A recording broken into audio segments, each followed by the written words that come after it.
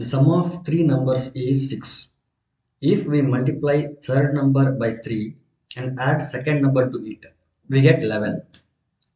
By adding first and third numbers, we get double of the second number.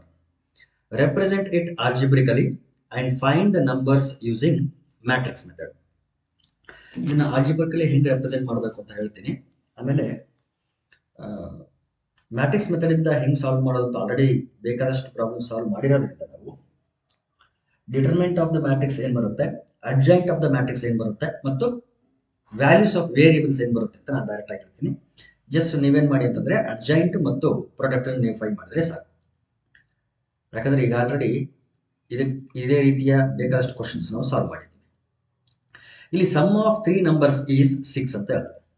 Let three numbers be, first ಆ ನಂಬರ್ಸ್ಗಳಿಗೆ ಮೂರು variables ತಗೊಳ್ಳೋಣ. ಲೆಟ್ the three numbers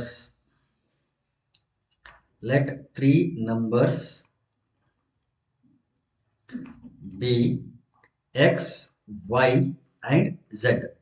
ಇದರಲ್ಲಿ x ಅನ್ನೋದು first number ಆಗಿರಲಿ, y ಅನ್ನೋದು ಸೆಕೆಂಡ್ ನಂಬರ್ ಆಗಿರಲಿ, z ಅನ್ನೋದು ಥರ್ಡ್ ನಂಬರ್ ಆಗಿರಲಿ. ಫಸ್ಟ್ ಕಂಡೀಷನ್ ಏನಿದೆ, the sum of three numbers is 6 ಅಂತ ಇದೆ. Therefore x plus y plus z is equal to 6. ಇದು ಫಸ್ಟ್ ಈಕ್ವೇಶನ್. ಸೆಕೆಂಡ್ ಕಂಡೀಷನ್ ಇದೆ, if we multiply third number by 3, third number ಯಾವುದು, z. ಇದಕ್ಕೆ 3 ಇಂದ multiply ಮಾಡಿ and add second number to it. Second number ಅಂದ್ರೆ y. So y plus 3z. Third ನಂಬರ್ಗೆ 3 ಇಂದ multiply ಮಾಡಿ ಸೆಕೆಂಡ್ ನಂಬರ್ನ ಆಡ್ ಮಾಡಿದಾಗ we get 11. It will be equal to 11. Third condition, by adding first and third numbers ಅಂದ್ರೆ x plus z, we get double of the second number ಅಂದ್ರೆ 2 times of y. So ಇದು ಮತ್ತೊಂದು equation. ಇಲ್ಲಿ ಏನಿದೆ ಅಂತಂದ್ರೆ x plus y plus z equal to 6 ಅಂತ ಇದೆ. ಇಲ್ಲಿ x ಟರ್ಮ್ ಇಲ್ಲ ಅಂತಂದ್ರೆ ಅಲ್ಲಿ x ಟರ್ಮ್ ಇರುತ್ತೆ, ಅದು ಯಾವ ಫಾರ್ಮುಲಾ ಇರುತ್ತೆ ಅಂದ್ರೆ 0 into x ಅಂತ ಇರುತ್ತೆ. Plus y plus 3z equal to 11. ಇಲ್ಲಿ y ಟರ್ಮ್ ನ ಈ ಕಡೆ ತಗೊಳ್ಳೋಣ, ಮೈನಸ್ 2y ಆಗುತ್ತೆ. So from this equation we can write x minus 2y plus z equal to 0. Therefore the matrix A will be 1 1 1 0 1 3 1 minus 2 1. ಇದು matrix A ಆಗಿದೆ. Of course, matrix X ಅಂತಂದ್ರೆ column matrix XYZ and matrix B ಅಂತಂದ್ರೆ B matrix ಯಾವ ರೀತಿ ಇರುತ್ತಂದ್ರೆ 6 11 0. This is matrix B. ಈಗ determinant of the matrix A ಏನ್ ಬರುತ್ತೆ ಅಂತಂದ್ರೆ ನೀವು ಅದನ್ನ ಕ್ಯಾಲ್ಕುಲೇಟ್ ಮಾಡಿ, ನಾನು ಜಸ್ಟ್ ಆನ್ಸರ್ ಹೇಳ್ತೀನಿ. Determinant of the matrix A will be equal to 9. Expanding ಆಗಿ ಫಸ್ಟ್ ರೋ ಮಾಡಿದ್ರೆ 1 into 1 plus 6 ಆಗುತ್ತೆ. 1 plus 6 ಅಂತಂದ್ರೆ 7.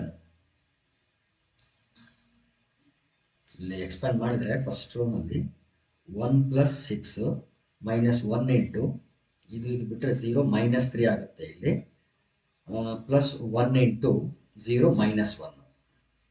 So 6 plus 1 7 minus into minus plus 3 minus 1 10 minus 1 9. So determinant A will be equal to 9.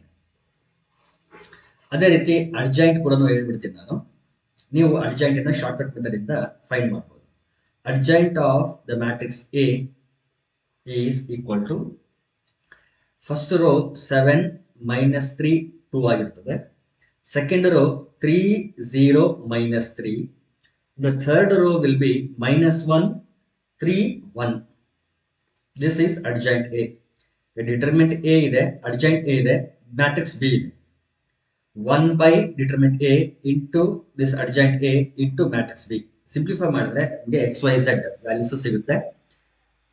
X value ಏನು ಬರುತ್ತೆ ಅಂತಂದ್ರೆ 1, Y value 2 ಇರುತ್ತೆ and Z value equal to 3. ಬೇಕಿದ್ರೆ ಈ ಮೂರು ವ್ಯಾಲ್ಯೂಸ್ ನ ಇಲ್ಲಿ ಹಾಕಿ ವೆರಿಫೈ ಮಾಡಬಹುದು. Sum of three numbers 1 plus 2 plus 3 equal to 6 ಆಯ್ತು.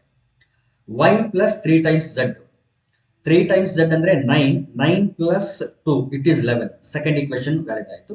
ಸಿಮಿಲರ್ಲಿ ಥರ್ಡ್ ಈಕ್ವೇಶನ್ ನೋಡಿ, x plus Z ಅಂದ್ರೆ 1 plus 3 4, 2 times of y, it is also 4.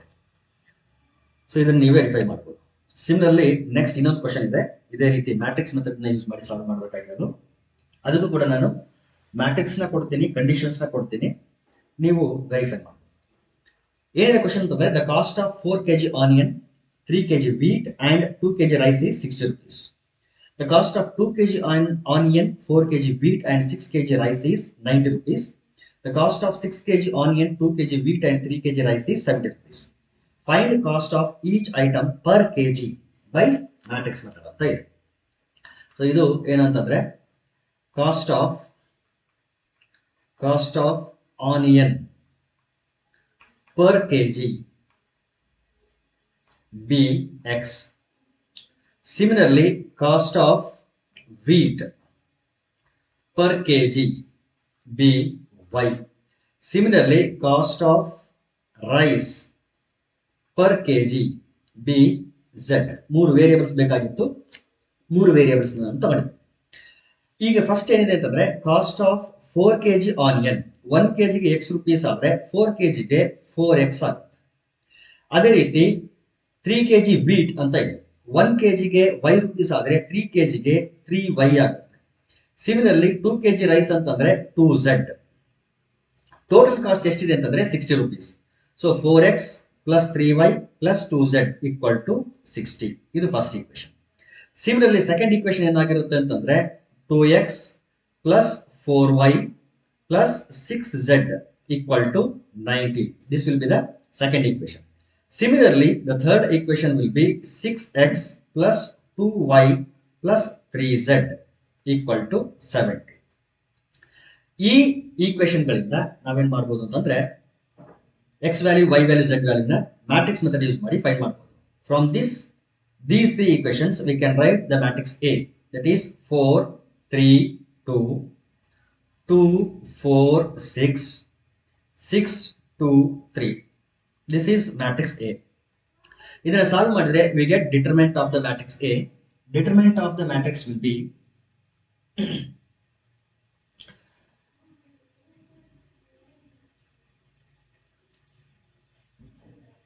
it will be equal to 50.